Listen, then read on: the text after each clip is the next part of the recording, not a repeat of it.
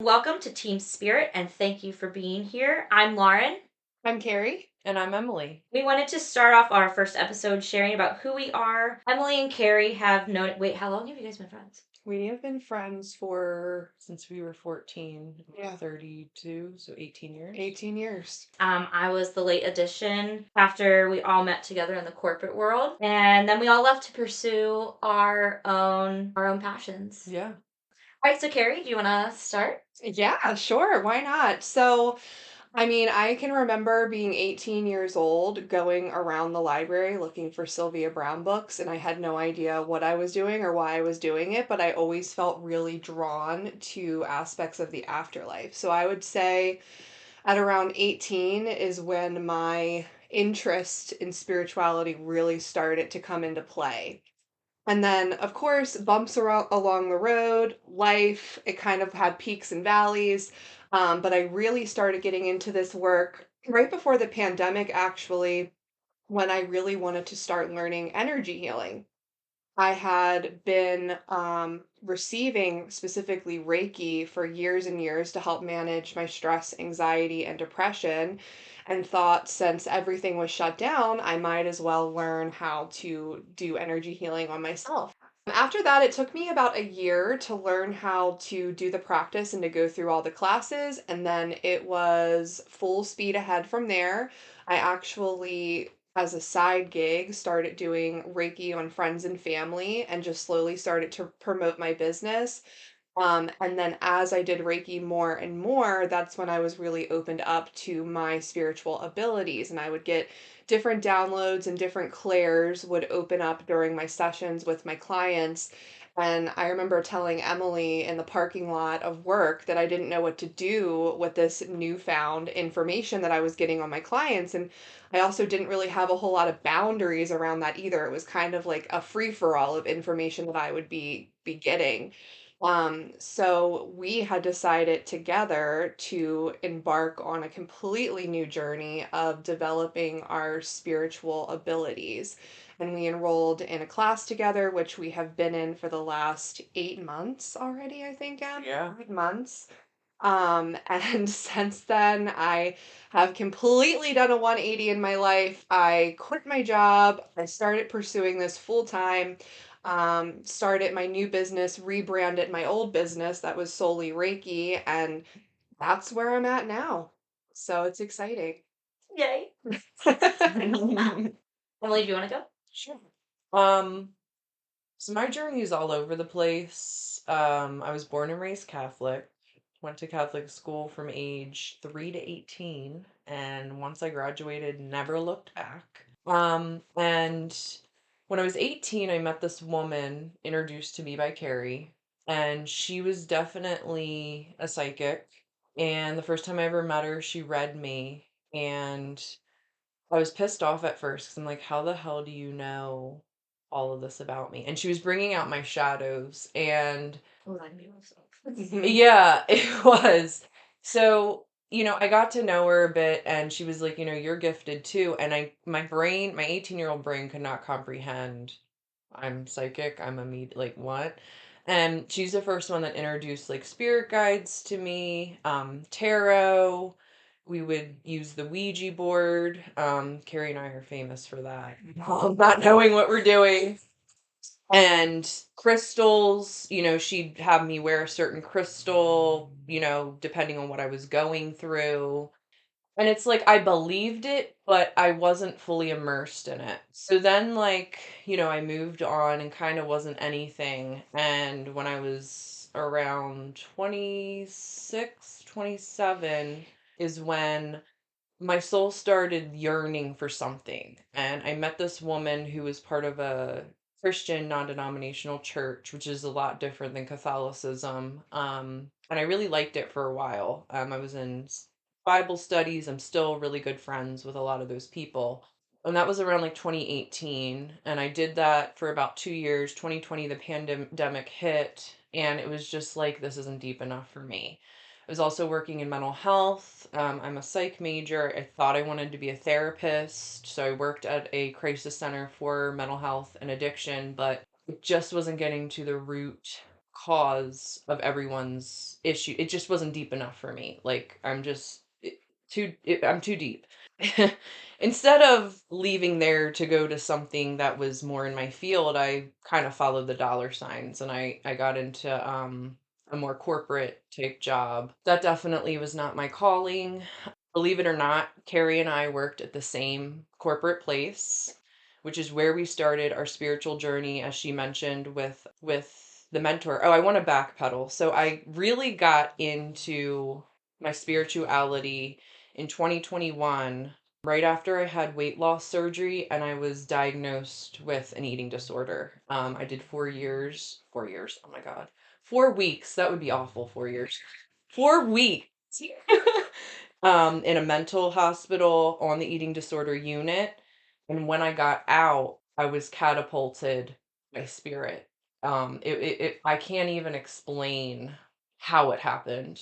It just happened. And then I was like still kind of straddling between being a Christian and the spiritual side. And I started watching a lot of tarot videos and started, kind of learning tarot. Like it just, and then Carrie and I were talking, and it kind of just developed into us joining a mentorship. And on Carrie's last day is when I put in my 2 weeks.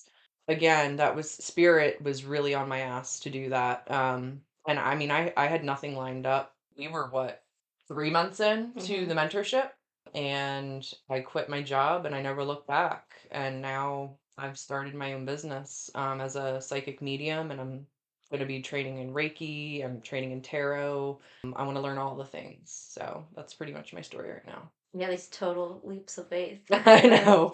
It's so You're cool. kidding. I tell you guys this all the time, but it's really cool watching you guys do your live readings. Yeah. It's wild. We never thought. Did In you a ever think billion years, never. you'd be on TikTok Never. live? Right? Never. Yeah. Nope. Never. I wouldn't have put $1 on that. Yeah. But you know what? I would have known that I'm on the other side clicking away. Guys, okay. Right. Our biggest supporter, Lauren. Yes. Where should I go? Yeah. Okay, so mine's pretty boring. My parents have always been like super open and supportive of like whatever kind of journey, faith, whatever I was interested in. And I would say that I started practicing witchcraft morally like 7 years ago. I Okay. definitely was dabbling in ways that you should not. Figured that out later. But I think the first time I kind of started figuring out that like I needed something, I was probably like 12 or 13, and like I think that's when I first was aware of my depression, and it wasn't from something. It had always felt off because I felt like I had no reason to. My parents were great. They did not force me into anything. Like I could talk to them about anything. Sure. So I just felt sad for no reason. Yeah. And like when I was little, I had gone to church with my grandmother. And so I was like, maybe going back to church would like help me connect to something, feel Sure. something. And then there was this super cute boy in church. So I was like, yes, this is for me. And then he left, and I was like, okay, I'm done. Like I was actually listening and not like Right. Yeah. Mr. Man over there. He was not a man. He was also a boy. Don't we know? Just to be Hear the disclaimer. But yeah, I was listening to things and I was like, I don't think I like this. Isn't me. And then so I just stopped going, and they moved, and my parents' neighbors, they believed in fairies, I and love that. so I go to their big festival that they hold, and I just am immersed in witchcraft, paganism, all like Love herbal it. magic, and all this stuff. I pick up, the big blue Bible, which I should not have had in my hands at that age. But oh boy, when I saw those make people fall in love with you Oh spells, yeah. I was trying on this boy, that boy. I just was. Everybody loved Did me, it work? please. No, because I should not have been doing that. I think I was being No. protected. Probably Probably. my great grandmother was like, no, absolutely not. Do not do this. And also my mom she definitely is just so in tune with universe, and Yeah. and so she found it, and she was like I know I'm not saying this is bad. I think it's great to be interested and learn things, but there are things in here that are inappropriate to do to other people. Yeah. Because she's not an idiot. She's like, Lauren is going to be all over this to be like, everybody loves me. Mhm. So she took it away, as rightfully so. And then, middle school, I dated my first boyfriend, and his family was like super religious. And so I would go to church with them because I liked him. And I just would sit there and just be like, are any of these people listening to like what they're saying? And also, I also want to be clear, like I know that people have their own faith. Yes. This is in no way like us No. talking badly on them. This is just No. our experiences. Mhm. But I was not connecting with it, and his mom would teach like the Sunday school stuff or Mhm. like the I don't know the youth part. Yeah. And I would challenge her with things because I was comfortable enough to, but also I was like I don't really like this. It's so funny those pivotal moments. Yes. So mine was she had this like candy, and it was like it was something about passing the candy around, but if you undid the candy, nobody wants it. Yeah. And it's supposed to be about virginity. Mhm. Like if you lose your virginity, no one will ever want you. But my life, my identity, all those things do not revolve around No. that part of Right. me or my life, and it's also not your business. Exactly. If I'm in a situation where I'm in danger, sure, then Sure. you can step in and also step in appropriately. Right. But like to just be, and I mean, we were like the older kids in Right. this going on. I mean, there's like 10-year-olds. Right. Like this is in their heads. Right. Mhm. And fear-based type of things like that into who you should be is just Yeah. traumatizing. And I don't understand. It's so hard when they are so certain that it is being done with love and can't even see the drama. Yeah, And exactly. hate that like it makes people feel. Exactly. Like, Exactly. so you're telling me I'm worthless, Right. because I did something private with someone that I Right. feel like I love. Right. And it's disgusting how they sexualize Yes. everything. I just feel like they're very Right. obsessed with sex. And it doesn't matter if you're a man, a woman, they're Right. sexualizing everyone, and it's all about sex, and it's all about being in the bedroom. Like, Yeah. why do you want to be in the bedroom? It's none of your business. Am I hurting you? Right. That person's not hurting me. I don't care. Right. As long as someone's not, as long as there's consent, it doesn't, I don't get it. I don't get it at all.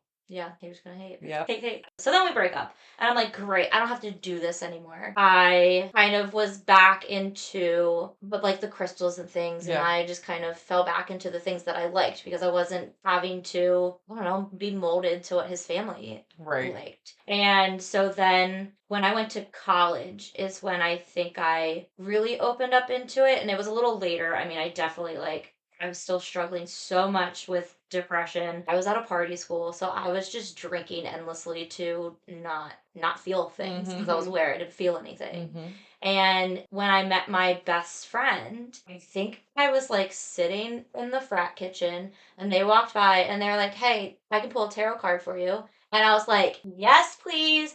And they pulled the lover's card, and I was Stop. like, "Bitch, I'm in." Yep. And I mean, I've done tarot and stuff before, but Yeah. it like sparked that feeling again. Right. And I was like, oh my God, like that's what I've been missing. So then like became like even better friends, and we're just asking spirit and tarot to fix all of our problems to the point that they're like We're done. laughing. Oh, We're done. We're gonna make such nonsense that you've got to figure it out on your own. And then as I got older, I got the help I needed with my depression, anxiety, and once I kind of got that in order is when I could really focus and listen. And I had still been doing my practices, my spells, Mhm. but I think that there was so much going on within myself that it Yeah. was hard to make it like widespread. It Yes. was good for the moments and for getting me through to where I am now, but now I can actually really sit, feel, and I Enjoy right. life. Yeah. Just it's nice feeling it. And being Yeah. like that. I like this. And I'm not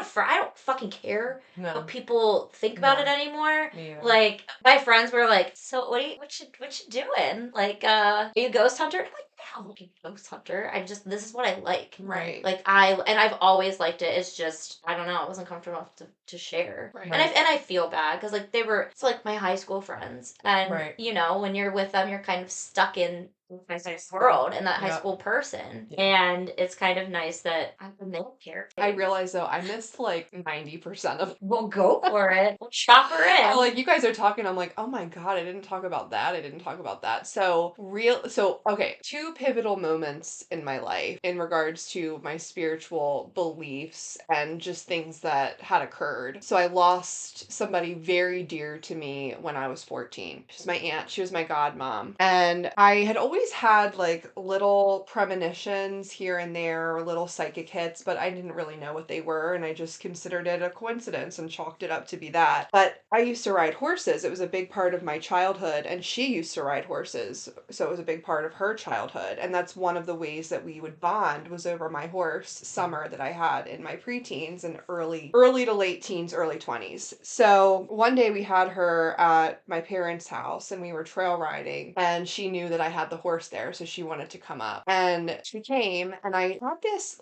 well, she didn't look like herself. I could tell something was off. And then I had a vision, like a very clear vision of her falling off the horse. And then it kind of went into clairsentience of like feeling like there was going to be this spiral of bad things after falling off the horse. And, she was my aunt, and I know that she looked forward to these moments. Yeah. So I tried to say, I don't think today's the right day. I tried to use excuses like Summer's tired, or we've been here all day, or I need to get her back, feed her. She wasn't having it. And I totally ignored my intuition. I mean, but also I've given myself grace over the years of like, 14. I was 14. Right. She Adult. was an authority figure. Right. But I remember so clearly that I was so confident that this was going to occur that I could not stand to see it happen. Yeah. So I made up an excuse that I had to go in the house and use the bathroom. And I mean, there were people outside. Yeah. It's not like I left her alone. So I went back in the house, and I remember I got a glass of water and I sat down at my mom's island and I waited. And I waited about 5 to 10 minutes until I knew again that it had already happened. Yeah. And so I went outside, and sure enough, and I have chills, she was laying on the ground, and there was a party going on next door. My horse was just like standing there like, what the hell just happened? And everybody was running. And she ended up having medical issues that caused her to pass out while she was riding my horse. But that ended up being a series of unfortunate events where she went to a hospital where there was malpractice, and it made her really sick, and she had to get flown to University of Maryland where she was put on a ventilator, and she was on a ventilator for 2 months, and then she passed. We had to,